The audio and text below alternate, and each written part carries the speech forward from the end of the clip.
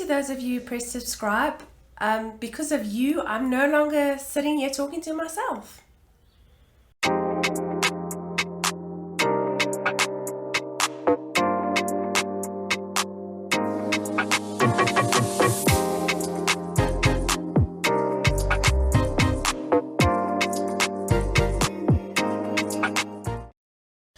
Hello and welcome to my channel, Jado.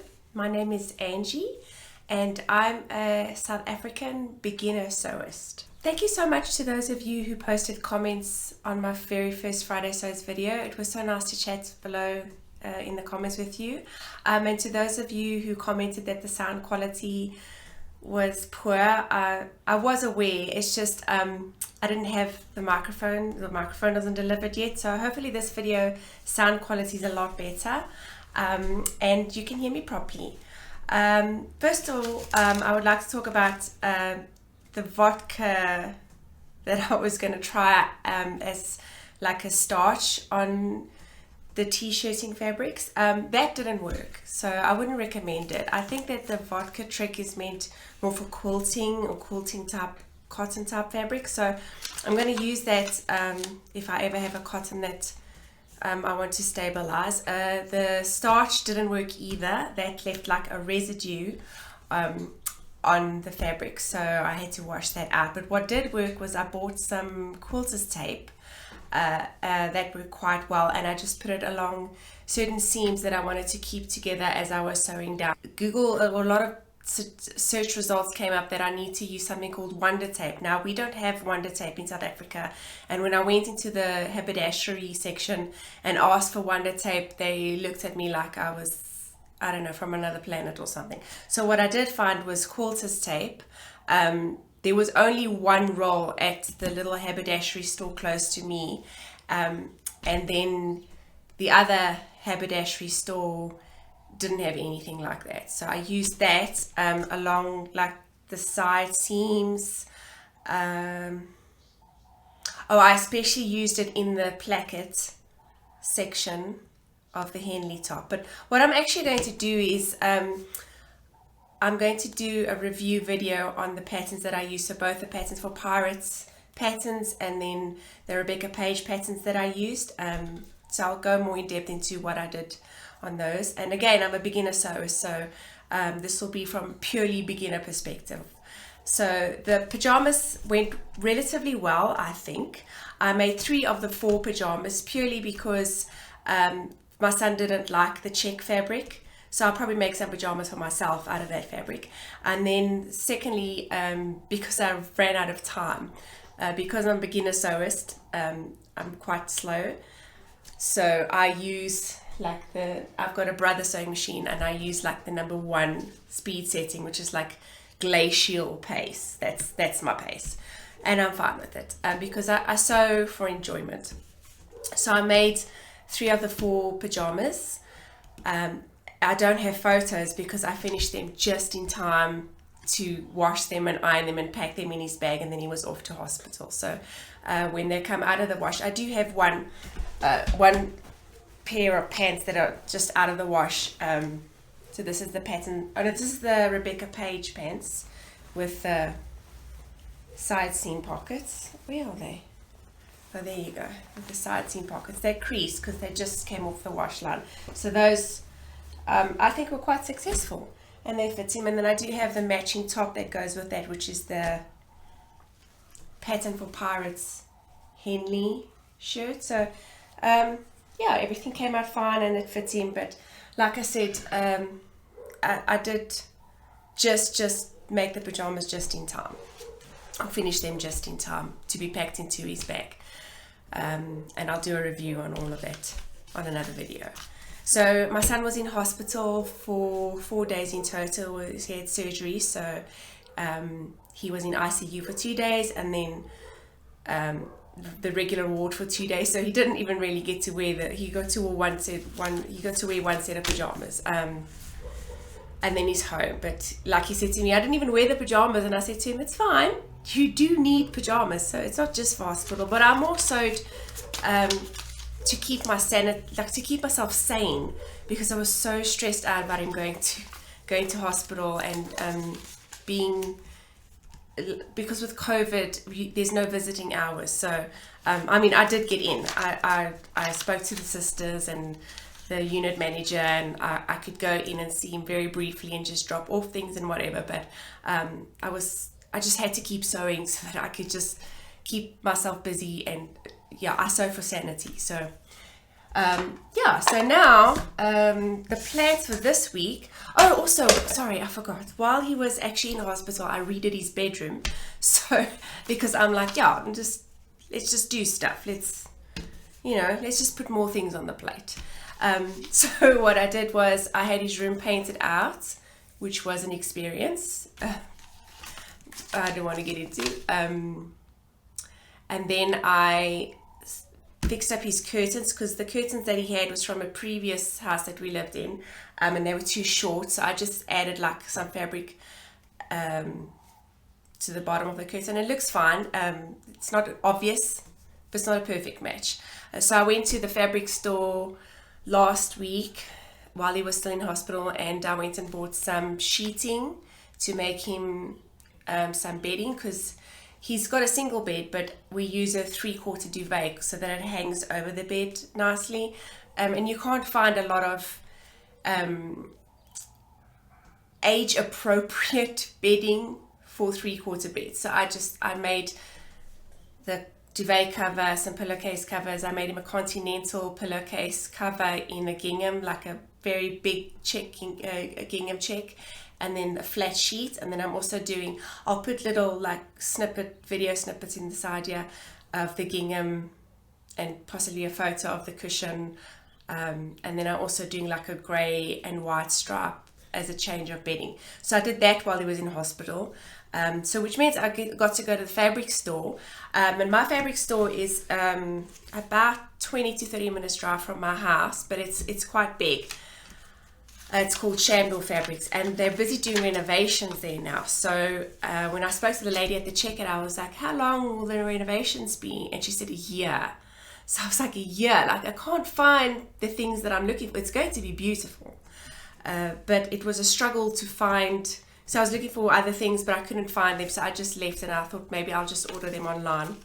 But when the fabric store, when they finish with the renovations, it's going to be stunning.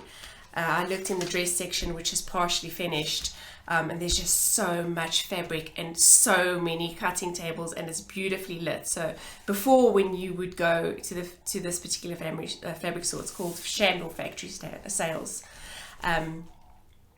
you would have to like search a lot for the fabrics that you look for. Usually the sections were marked, but not as well as they could be. And then you would hope that the fabric that you found was in the correct section. And like I said before in the previous video, there's not a lot of description on the fabric label, so maybe they're going to change that.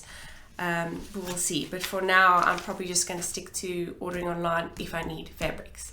But I think I have enough things to keep myself busy for a little while. We'll see. So my plans for this week's sewing, the job that I have is a morning job, and I work 1 week on, 1 week off. I was working for almost 2 months every week because the other lady went in for operation, but she's back now, so I get 1 week off, and then I go into work on Fridays as well. So I have quite a bit of time to sort out things at home and sort out things in my sewing room, and sew myself some clothes now because it's time. So the first thing that I want to make this week, and I'm busy actually putting the PDF pattern together, is the Neve. It's a Neve blouse from Rebecca Page. Now, the reason why I've got so many Rebecca Page patterns as my first patterns is because when I joined Rebecca Page, especially for the men's pajamas pattern, they had like a sale. I think it was a sale, or maybe it was like a welcome special, something, I don't know. But there were drastic discounts on their pattern prices. So I got 4 patterns for, I think it was like $10, which converted, I can't remember the conversion, I think it was like 170 Rand for 4 patterns. So I got, one of them was the men's pajamas, and then the other one was the Neve blouse pattern. which I like because I'll put a picture in of the pattern. It's very loose fitting, very flowy. So, and what I've seen on the 2 Rebecca Page patterns that I printed out, she seems to do a lot of French seams. So this was essentially my second time ever doing a French seam, and I really, really enjoy it. I don't mind all the pressing and trimming, and because I think it gives a nice finish. And again, I don't have an overlocker, and I don't want an overlocker, not yet anyway. So I want to make the Neve blouse this week. I think that's how you say the name. And I want to make it in this, it said, on the pattern label, it said woven viscose slub. So I don't know what that means, but it feels soft and light and drapey. So I think that's going to make a lovely Neve blouse. I think I may have bought too much, but I can always make something else with it as well.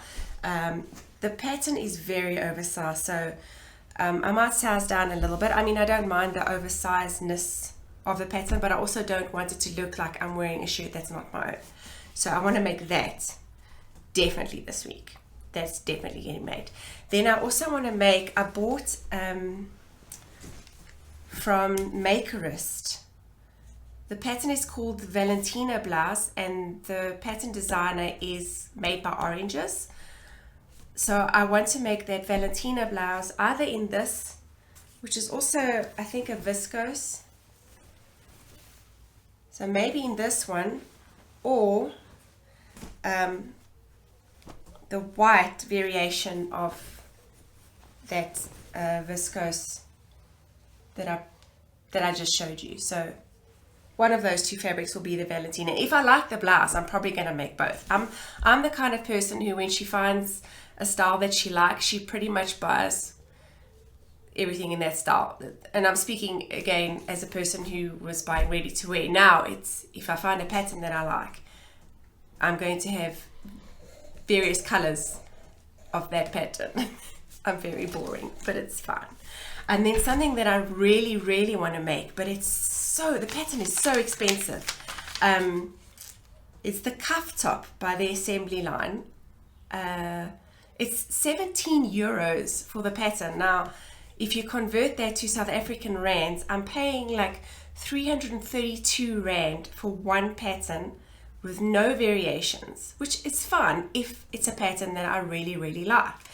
And I've seen it on other people, but they're smaller boned than me. They're small, thin people. So I don't know if the cuff top will suit me. And to spend 330 rand on a pattern that I'm not sure. I mean, maybe I will just bite the bullet and just do it. So if I do make the cuff top from the Assembly line, I would like to make it in this red, which is a cotton, and it's got these tiny little stars on.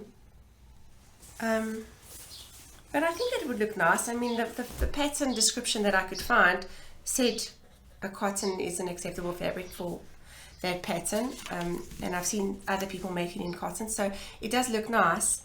I'm not sure, but we'll see. Then the other thing that I wanted to just chat about quickly on this video update is while I was busy in my sewing room the last 2 weeks just sewing up pajamas and bedding and things, I realized that there are things in my sewing room that I need in terms of making it more functional for myself. Now, it's a sewing room in progress because I'm a new sewist, so I don't really know what I need.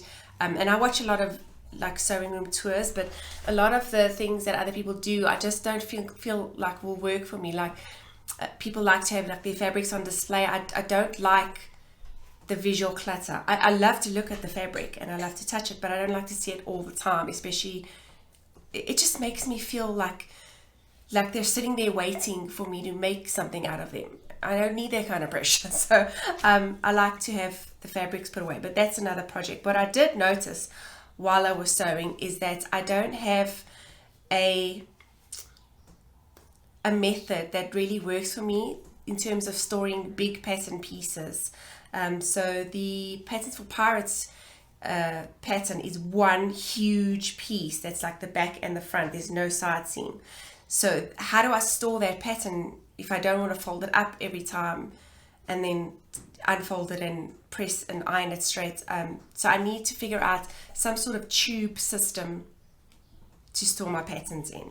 While I was also busy sewing, I realized that I don't have like a notice board where I can write things. So like when I run out of something, just write down what I need to go buy. So I made myself, maybe I'll put a picture up, it's nothing special. I just took a picture frame, I took out the backing, I covered with some vinyl, and then I put the glass back in, and I painted the frame grey to match the rest of the room, and it's essentially now a whiteboard. So I made myself like a little whiteboard that I can make notes of things that I need to buy while I'm sewing, and I like remember the stuff I need to buy. So that's one thing that I have done. I did realize I needed to make like ruler storage, so I put like a little screw on the side of my cutting table to hang my quilter's ruler and the French curve. I also need, so what I've done now is while I'm busy with the patterns that I've like traced out, I put them on that like, what is it, peg board, I don't know, wire frame, I don't know. I put the patterns on there, but I need to like put them away now in like the envelopes. So the traced out patterns, I don't mind putting in the envelopes because they're not as bulky as the paper patterns. But what I also realized is while I'm busy sewing, because my cutting table is not very big, I can only cut out certain sections at a time. And then I need somewhere to put out those cut pieces and then put out the fabric that I'm still going to use a little later. So what I was thinking about making for myself is like one of those blanket ladders that I can like just drape fabric over while I'm busy. And it will look nice when I buy new fabrics, if I want to take photos or just leave the fabrics out before I start using them. So if I've got a few projects I want to do, just leave the fabrics like on the blanket hanger and it will look quite pretty. So yeah, those are a few things I want to do in my sewing room. A little bit later I would like to do like some cubes for the fabric, because right now I'm just storing the fabric in boxes and like bins, because like I said, I don't necessarily like to see the fabric all the time. So there's a lot of organization I need to do in my sewing room. But for this week, I think I've listed quite a few projects that I would like to do. I don't know if I'm going to get to them all. There's one other project I would like to do. That is that Singer sewing machine. That's my old sewing machine.